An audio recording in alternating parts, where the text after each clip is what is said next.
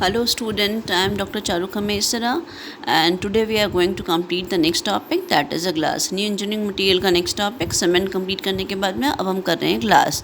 What is glass? यदि glass का general formula देखा जाए तो XR2O dot 6 SiO2 होता है.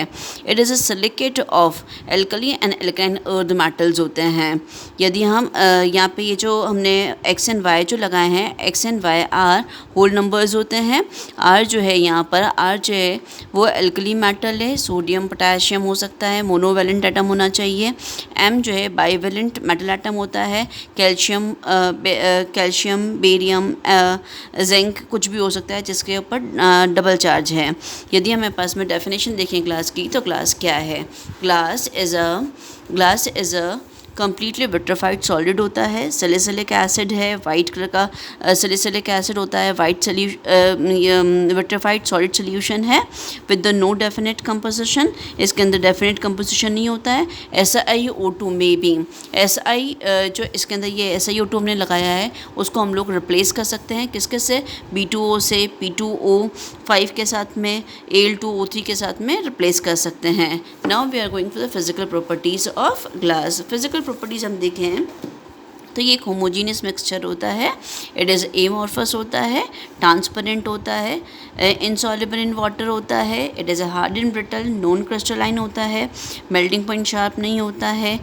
जैसे चीनी को हम लोग गर्म करते हैं तो धीरे धीरे गर्म होती है और पिघलती है, वैसे ग्लास जो है वो भी धीरे धीरे गर्म होता है और पिघलता है. तो इसका डेफिनेट शार्प मेल्टिंग पॉइंट नहीं होता है. It is a changes to ये विस्कस लिक्विड होने की वजह से. It is a bad conductor of heat and electricity भी होता है. ये हाईली सेंसिटिव होता है मैकेनिकल शॉक्स के लिए. Resist towards environmental oxygen, moisture and oxidising agent से रेजिस्ट करता है, ख़राब नहीं होता है. Almost non reactive towards acid, सभी एसिड के लिए ये नॉन रिएक्टिव होता है एक्सेप्ट HF के साथ में ये रिएक्शन करता है और ऐसे ही F4 बनाता है जो इसको कोरोड करता है, ख़राब करता है ग्लास को.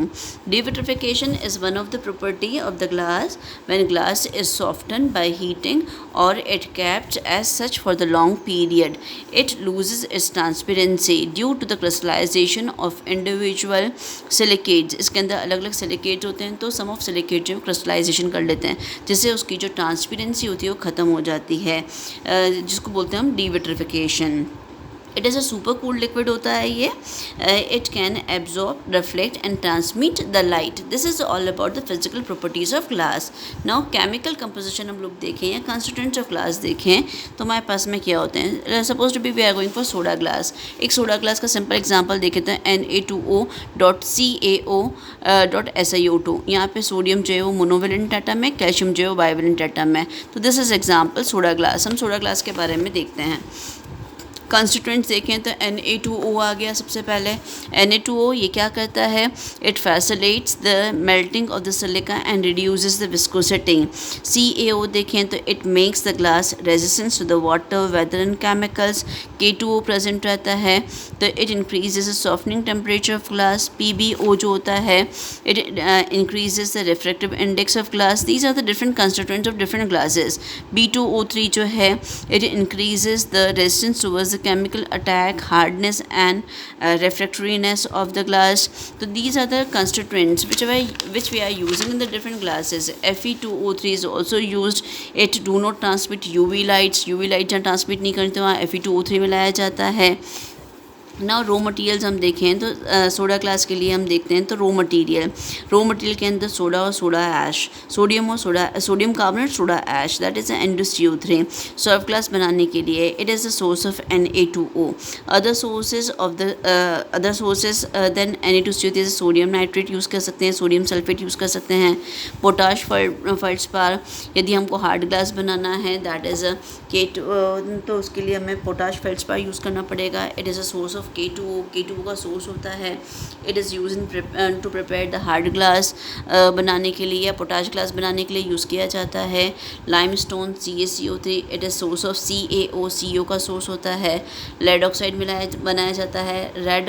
लेड Pb3O4 या लथार्ज PbO which is a source of PbO. B2O3 मिलाया जाता है. B2O3 का जो सोर्स होता है वो बोरेक्स होता है. कांच का powder, boric acid, it decreases the coefficients of expansion.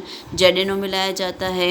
It is used along with the borax के साथ में मिलाया जाता है इसको, और बोरिक एसिड के साथ कह सकते हैं. It decreases the effect of sudden changes in temperature. ये सडन सडन चेंजेस होते हैं उसको इफेक्ट को कम करने का काम करता है. Fe2O3 मिलाया जाता है. It do not transmit UV light and it is also use as a colouring agent. SiO2 source of SiO2 होता है. ये क्वार्ट्स के अंदर, वाइट सिलिका और सैंड के अंदर प्रेजेंट होता है. P2O3 देखें, phosphoric acid. It gives the whiteness to the tablewares के अंदर वाइटनेस देनी है तो हमारे पास में P2O5 मिलाया जाता है. कैल्शियम फॉस्फेट CA3PO4 का होल 2 ये कैल्शियम फॉस्फेट है. It gives opalescent appearance, and other agents like the antimony, fluoride, arsenic are also used for the fluorescent appearance. Refining agents मिलाए जाते हैं. Refining agents they are used to remove the small bubbles or air bubbles. जब glass को बनाते हैं तो air bubble और gas bubble आ जाते हैं, उसको रिमूव करने के लिए रिफाइनिंग एजेंट्स काम में लिए जाते हैं. रिफाइनिंग एजेंट्स के अंदर अदर एग्जांपल सोडियम सल्फेट है, Na2SO4, NaNO3, NaCl, CaF2, AS2O3, arsenic oxide, carbon etcetera मिलाए जाते हैं. यहाँ पे कूलेंट्स भी मिलाया जाता है. ग्लास को बनाते समय कूलेंट ब्रोकन ग्लास पीसेस होते हैं जो मेल्टिंग को ईजी करते हैं. Some of colouring agents are also use to give the different colour to the glasses. It is mix in the molten mass. जब जो ग्लास है मोल्टन मास में होता है तभी उसके अंदर कलर मिला दिए जाते हैं. Different colouring agents are use for the different colours. These are the chromium oxide मिलाया जाता है ग्रीन कलर के लिए. फेरस ऑक्साइड मिलाया जाता है ग्रीन कलर के लिए. फेरिक साल्ट्स मिलाए जाते हैं. येलो कलर के लिए मैग्नीज ऑक्साइड्स मिलाया जाता है. पर्पल कलर के लिए कैडमियम सल्फाइड मिलाया जाता है. लेमन येलो कलर के लिए. इस तरह से डिफरेंट कलर्स के लिए डिफरेंट कंपोनेंट्स मिलाए जाते हैं. यूरेनियम मिलाया जाता है फ्लोरेसेंट ग्रीनिश येलो कलर के लिए. यदि हमारे पास मिल्की वाइट करना है तो क्रायोलाइट मिलाया जाता है. कैल्शियम फॉस्फेट मिलाया जाता है. डी कलरिंग एजेंट, जब ट्रांसपेरेंट ग्लास चाहिए तो डी कलरिंग एजेंट्स मिलाए जाते हैं जिसके अंदर नियोडायमियम ऑक्साइड और सीरियम ऑक्साइड मिलाया जाता है. Now will go for the this is all about the different raw materials which are use in the glass manufacturing. Now will go for the next step that is the manufacturing of glass. Manufacturing of glass के अंदर हम देखें तो 4 steps होती हैं. First that is a melting, second that is a shaping, and फिर आ जाएगा एनलिंग, and last में आ जाएगा हमारे पास में finishing. Melting is the most important reaction जहाँ पे केमिकल इक्वेशंस होती हैं. मेल्टिंग के अंदर 2 तरह के फर्नेंसेस काम में लिए जाते हैं. Pot furnace, this is the figure of pot furnace, and another which is use is called tank furnace. ये टैंक फर्नेंस है हमारे पास में. पॉट फर्नेंस जो यूज़ किया जाता है उसके अंदर डिफरेंट स्मॉल पॉट्स लगे रहते हैं और एक ही समय में डिफरेंट टाइप के ग्लासेस जो हैं वो बनाए जा सकते हैं. ये रीजनरेटिव और रिक्यूपरेटिव दोनों तरह के होते हैं, दोनों ही फर्नेंसेस. और यहाँ पे डिफरेंट टाइप ऑफ ग्लासेस एक ही समय पर कम क्वांटिटी के अंदर बनाए जा सकते हैं. जबकि यहाँ पे पॉट फर्नेंस के अंदर एक ही तरीके का ग्लास, जैसे बॉटल ग्लास है, शीट ग्लास है, एक ही तरह के ग्लास को लार्ज क्वांटिटी में जब बनाना होता है तो हम यहाँ पे टैंक फर्नेंस काम में लेते हैं. Pot furnace generally special type of glasses बनाने के लिए यूज़ किया जाता है, जबकि टैंक फर्नेंस जो है वो लार्ज स्केल पे, कमर्शियल स्केल पे जिन ग्लासेस को बनाना होता है उनके लिए यूज़ किया जाता है. And this is not free from, यहाँ पे हमारे पास में टैंक जो वो ओपन होता है तो मोल्टन इम्प्योरिटीज़ से वो फ्री नहीं रहता है, वो उसके अंदर मिक्स हो जाती हैं. जबकि टैंक पॉट फर्नेंस के अंदर देखें तो पॉट जो होते हैं वो सारे बंद होते हैं, जिसकी वजह से जो भी इम्प्योरिटीज़ है वो इसके अंदर मिक्स नहीं होती और बिल्कुल प्योर ग्लास, मतलब जिस तरीके का ग्लास चाहिए हमें वो बनाया जाता है पर्टिकुलर टाइप का. का। ना यदि हमने पास में हम टोटल फ्लो चार्ट देखें तो कैसे बनाया जाता है, तो फ्लो चार्ट के अंदर हम देखते हैं कि कैसे ग्लास सोडा ग्लास बनाते हैं। सोडा ऐश ले लिया, that is a raw material, sand मिला लिया, लाइमस्टोन ले लिया और broken glass pieces, that is called coolant. इन सभी को हम ले लेते हैं। इनकी प्रोपोर्शनेटिंग करने पर जो मिलता है उसको बोलते हैं हम लोग बैच। बैच को हम लोग पॉट या टैंक फर्नेस के अंदर मेल्ट किया जाता है। मेल्टिंग के लिए टेम्परेचर जो रखा जाता है वो 1800 डिग्री सेंटीग्रेड रखा जाता है। आफ्टर मेल्टिंग के लिए जो टेम्परेचर मेंटेन किया जाता है उसके लिए प्रोड्यूसर गैस को यूज़ करते हैं CO+N2 को। यहाँ पर हमारे पास में मेल्ट होने पर जो कंपाउंड मिलता है, जो मटेरियल मिलता है, that is called plain, which is a fuse viscous molten mass होता है। यहाँ पे फ्यूज मोल्टन मास जो होता है इसी के अंदर कलरिंग और डीकलरिंग एजेंट्स मिला दिए जाते हैं। जो कलर हमें देना है उसके अकॉर्डिंग कलरिंग एजेंट्स, और यदि नहीं देना है, कलर ट्रांसपेरेंट बना है, तो डीकलरिंग एजेंट्स के अंदर मिला दिए जाते हैं। उसके बाद में इसकी कूलिंग की जाती है। कूलिंग की जाती है 1800 से 800 डिग्री सेंटीग्रेड पर लाने के लिए। साथ ही साथ यहाँ पर हमारे पास में जब 1800 डिग्री सेंटीग्रेड टेम्परेचर हो जाता है, मोल्टन मास बनता है, तो जितने भी क्लोराइड्स हैं, सल्फेट्स ऑफ कैल्शियम है, एल्यूमिनियम है, एल्कली मेटल्स हैं, आर ऑल्सो यहाँ पे रिमूव हो जाते हैं, और जो कि अनकंडेंस फॉर्म के अंदर अनडिकम्पोज होते हैं, वो ग्लास बॉल की फॉर्म के अंदर रिमूव हो जाते हैं, उन्हें निकाल दिया जाता है। उसके बाद में इसकी कूलिंग की जाती है 800 डिग्री सेंटीग्रेड पे। जब ये कूल हो जाते हैं तो इनको शेपिंग के लिए जिस तरह का भी हमें जो चीज़ बनानी है उसके आर्टिकल के अंदर, उसके डिज़ायर्ड आर्टिकल के अंदर इसका मोल्ड के लिए डाल दिया जाता है और पर्टिकुलर शेप दे दिया जाता है। आफ्टर शेपिंग इसको एनलिंग की जाती है।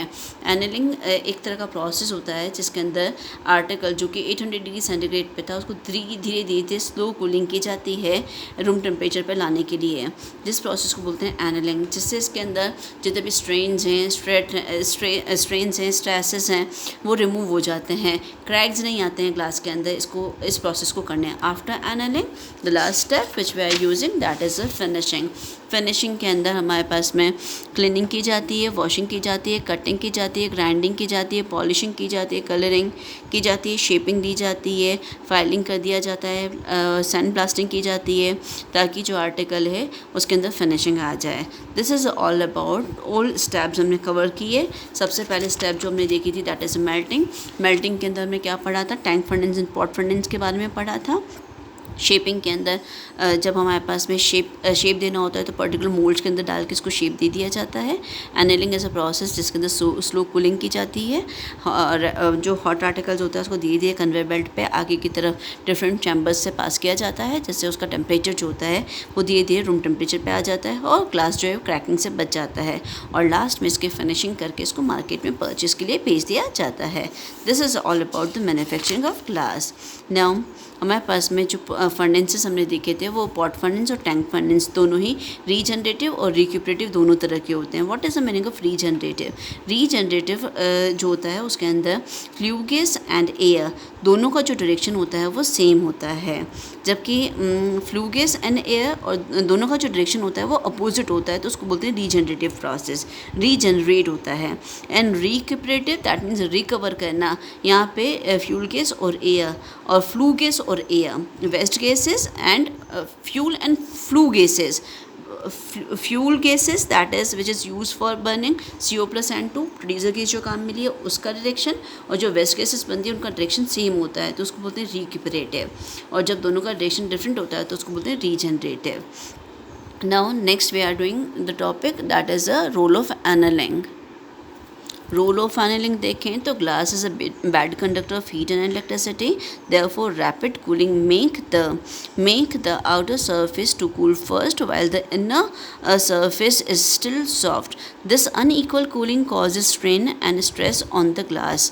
Maybe glass may crack due to strain, जिसकी वजह से उसके अंदर ब्रेक्स आ जाएँ, क्रैक्स आ जाएँ। To avoid such problems annealing is required. Annealing is done in the annealing chamber. एक तरह की टर्नल होती है जिसके अंदर डिफरेंट चैम्बर्स होते हैं।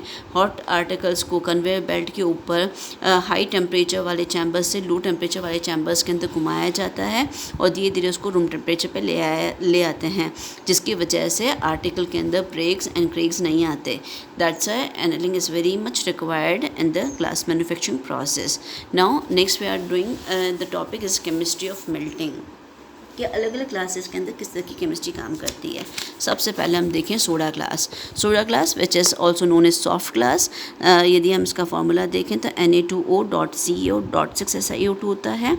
बैच देखें तो इसके अंदर क्या रॉ मटेरियल काम में लिए जाते हैं, that is soda ash, Na2CO3, limestone that is CaCO3 and SiO2 sand हम लोग यूज़ करते हैं।